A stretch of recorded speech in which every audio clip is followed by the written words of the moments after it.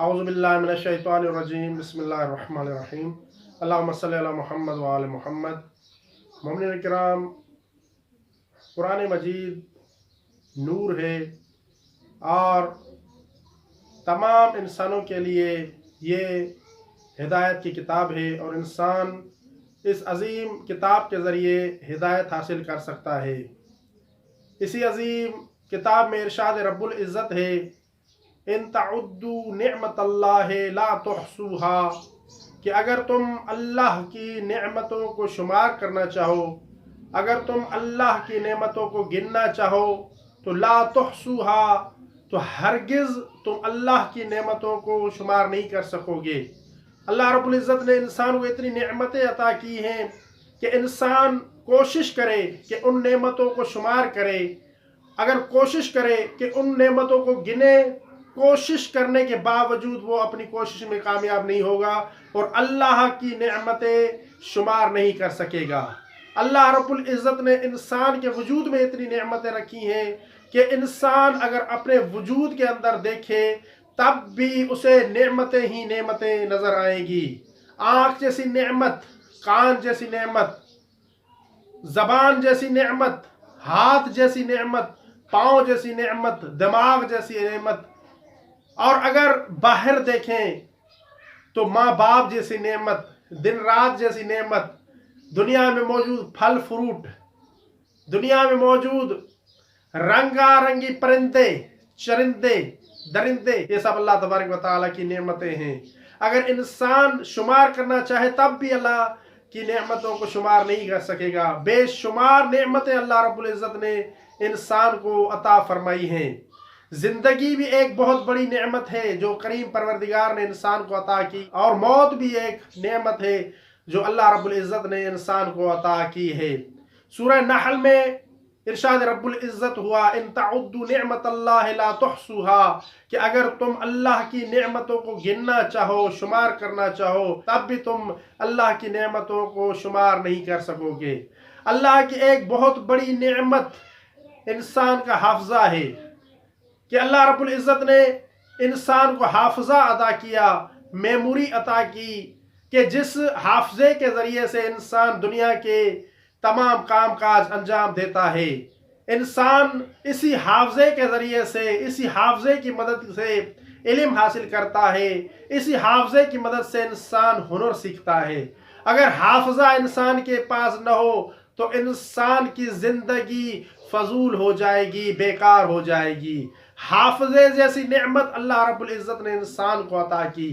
عزیزان محترم، یہ حافظہ ایک بہت بڑی نعمت ہے، اس حافظے کی قدر کرنی چاہیے، اور اس حافظے کو جو اللہ رب العزت کی نعمت ہے ان کاموں میں صرف کرنا چاہیے کہ جو کام اللہ رب العزت کی رضامندی کا باعث ہیں، اور اس حافظے کو جو اللہ رب العزت کی بہت بڑی نعمات میں سے ہے ایسے کاموں میں صرف نہیں کرنا چاہیے کہ جو اللہ رب العزت کی نافرمانی کا باعث بنے۔ تو یہ حافظہ جو اللہ رب العزت نے انسان کو عطا کیا ہے، اس حافظے کی قدر کریں اور ان لوگوں سے پوچھیں کہ جن لوگوں کے پاس حافظہ نہیں ہوتا۔ حافظے کی قدر کرنی چاہیے، خاص طور پر وہ طالب علم جو علم حاصل کرنا چاہتے ہیں لیکن ان کے پاس حافظہ نہیں ہے یا ان کا حافظہ کمزور ہے۔ انہیں اس حافظے کی قدر معلوم ہے کہ حافظے کی قدر کیا ہے، یہ کتنی عظیم نعمت ہے اللہ رب العزت کی۔ سب سے پہلے یاد رکھیں کہ حافظہ جو اللہ رب العزت نے انسان کو عطا کیا ہے، یہ حافظہ مختلف ہوتا ہے۔ بعض لوگوں کا حافظہ قوی ہوتا ہے، بعض لوگوں کا حافظہ کمزور ہوتا ہے، اور بہت سے اسباب ہیں کہ جن اسباب کے ذریعے سے ہم اپنے حافظے کو قوی کر سکتے ہیں، مضبوط کر سکتے ہیں، بڑھا سکتے ہیں۔ بالکل اسی طرح جس طرح موبائل کی میموری ہوتی ہے، آپ چاہیں تو 2 GB موبائل کی میموری رکھیں، آپ چاہیں تو 4 GB رکھیں، چاہیں تو 8 GB، جتنی میموری آپ بڑھانا چاہیں گے بڑھا سکتے ہیں، بشرطی کہ آپ کے پاس سرمایہ ہو میموری کو بڑھانے کا، یعنی طاقت ہونی چاہیے، قدرت ہونی چاہیے۔ اسی طرح سے اگر آپ چاہتے ہیں کہ اپنے حافظے کو بڑھائیں تو حافظے کو بڑھانے کے لیے بھی کچھ اعمال ہیں کہ جن اعمال کو کرنا انسان کے لیے حافظہ بنانے کا باعث بنتا ہے، اور کچھ ایسے کام بھی ہیں کہ جن کاموں سے انسان کا حافظہ کمزور ہو جاتا ہے۔ آج میں آپ کے سامنے چند ایسے کام پیش کروں گا کہ جن کاموں کی وجہ سے انسان کا حافظہ کمزور ہو جاتا ہے، لہٰذا تمام انسان، خاص طور پہ وہ لوگ جو ذہنی کام کرتے ہیں، خاص طور پہ طالب علم حضرات، اسٹوڈنٹ، شاگرد، ان کے لیے اس ویڈیو کو سننا اور اس ویڈیو پر عمل کرنا بہت ضروری ہے، کیونکہ میں کچھ ایسی باتیں بتاؤں گا کہ جن باتوں کے ذریعے سے انسان کا حافظہ کمزور ہو جاتا ہے۔ اگر آپ چاہتے ہیں کہ آپ کا حافظہ کمزور نہ ہو اور آپ کا حافظہ قوی رہے تو آپ یہ کام نہ کیا کریں، اور یہ کام معصومین علیہ السلام کی احادیث میں مذکور ہیں، اور اس موضوع پر کتاب تہذیب الاسلام میں تفصیل کے ساتھ بیان کیا گیا ہے۔ جو مومنین رجوع کرنا چاہتے ہیں کتاب تہذیب الاسلام کی طرف رجوع کر سکتے ہیں۔ ان میں سے پہلے نمبر پر ٹھہرے پانی میں پیشاب کرنا۔ ٹھہرے ہوئے پانی میں پیشاب کرنے سے انسان کا حافظہ کمزور ہو جاتا ہے، اسی لیے آپ کو چاہیے کہ آپ ٹھہرے ہوئے پانی میں پیشاب نہ کریں۔ اگر آپ ٹھہرے ہوئے پانی میں پیشاب کریں گے تو آپ کا حافظہ کمزور ہو جائے گا، چاہے وہ ٹھہرا ہوا پانی تالاب میں ہو، چاہے وہ حوض میں ہو یا کسی اور چیز میں، تو ٹھہرے ہوئے پانی میں پیشاب نہیں کرنا چاہیے، اس سے حافظہ کمزور ہو جاتا ہے اور نسیان انسان پر حاوی ہو جاتا ہے اور انسان نسیان کی بیماری میں مبتلا ہو جاتا ہے۔ اس کے بعد دوسرے نمبر پر جوئیں پالنا۔ چاہے انسان مرد ہو یا خواتین، دونوں کے لیے سر میں جوئیں پالنا یا جوؤں کو ٹھہرنے دینا صحیح نہیں ہے، اور اس سے انسان کا حافظہ کمزور ہو جاتا ہے۔ اس لیے جب بھی آپ کے سروں میں جوئیں ہو جائیں تو فوراً ان کو نکال دیں۔ اگر آپ نہیں نکالیں گے تو یہ سر کی جو جوئیں ہیں آپ کے حافظے کی کمزوری کا باعث بن جائیں گی۔ اس کے بعد تیسرے نمبر پر کھٹا سیب کھانا۔ کھٹا سیب کھانے سے بھی انسان کا حافظہ کمزور ہو جاتا ہے، اس لیے آپ کو کھٹا سیب نہیں کھانا چاہیے۔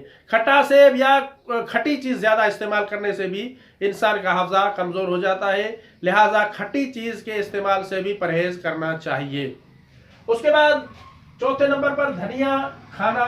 یہ سبز دھنیا جو ہے یہ بھی انسان کے حافظے میں کمزوری کا باعث بنتی ہے، لہذا زیادہ نہیں کھائیں۔ اگر آپ سبز دھنیا زیادہ استعمال کریں گے تو آپ کا حافظہ کمزور ہو جائے گا۔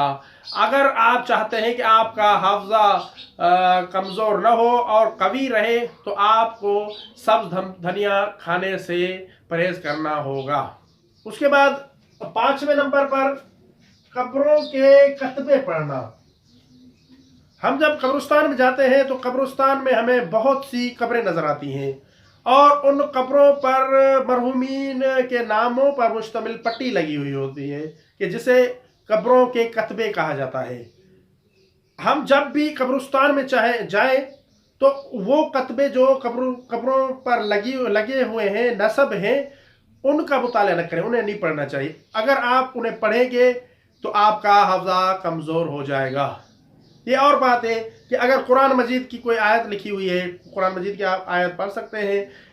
آپ قبرستان میں جا کر ساری قبروں کے نام پڑھیں، پٹیاں پڑھتے پھریں تو اس سے آپ کا حافظہ کمزور ہو جائے گا، لہٰذا آپ اس چیز سے پرہیز کریں اور قبروں کے کتبے پڑھنے سے دوری اختیار کریں، اس سے حافظہ قوی رہے گا۔ اس کے بعد چھٹے نمبر پر دو عورتوں کے درمیان چلنا۔ اگر آپ کہیں جا رہے ہیں تو دو خواتین کے درمیان میں مت چلیں۔ اگر آپ دو خواتین کے درمیان میں چلیں گے تو اس سے بھی آپ کا حافظہ کمزور ہو جائے گا۔ وہ خواتین چاہے آپ کی بیوی ہو، چاہے بیٹی ہو یا بہن ہو یا ماں ہو، آپ کو چاہیے کہ دونوں خواتین کے درمیان میں نہ چلیں، بلکہ بہتر تو یہ ہے کہ آپ خواتین سے آگے چلیں اور خواتین آپ کے پیچھے ہونی چاہیے۔ اگر آپ دو خواتین کے درمیان میں چلیں گے تو آپ کا حافظہ کمزور ہو جائے گا، لہٰذا اس بات سے اجتناب کرنا چاہیے۔ اس کے بعد ساتویں نمبر پر چوہے کا جھوٹا کھانا۔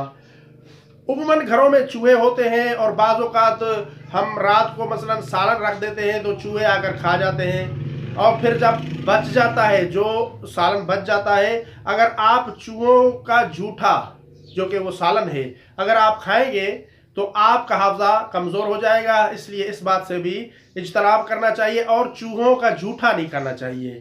اگر ہم چوہوں کے جھوٹے سے اجتناب کریں گے ہمارا حافظہ قوی ہو جائے گا، لیکن اگر ہم نے اجتناب نہ کیا تو ہمارا حافظہ کمزور ہو جائے گا۔ یہ چند چیزیں تھیں کہ جن چیزوں سے انسان کا حافظہ کمزور ہو جاتا ہے، لہٰذا ہمیں چاہیے کہ ہم ان باتوں سے دور رہیں اور اس سے ہمارا حافظہ اپنی جگہ پر رہے گا۔ خاص طور پر اسٹوڈنٹس حضرات، کیونکہ اسٹوڈنٹ کا کام ہی حافظے سے ہوتا ہے، دماغ سے ہوتا ہے، وہ دماغی کام کرتے ہیں، ان کے لیے میں یہی کہوں گا کہ وہ یہ کام جو میں نے بیان کیے ہیں اور اس کے علاوہ کچھ اور کام بھی ہیں، ان کاموں سے اجتناب کریں، کیونکہ ان کاموں کے کرنے سے انسان کا حافظہ کمزور ہو جاتا ہے۔ اور کچھ ایسے کام بھی ہیں کہ جن کاموں کے کرنے سے انسان کے حافظے میں اضافہ ہوتا ہے۔ انشاءاللہ تعالی اللہ نے ہمیں توفیق دی تو آپ کی خدمت میں وہ کام بھی پیش کیے جائیں گے کہ جن کاموں سے انسان کا حافظہ قوی ہوتا ہے۔ وما علینا الا البلاغ المبین۔ اللہم صلی علی محمد وآل محمد۔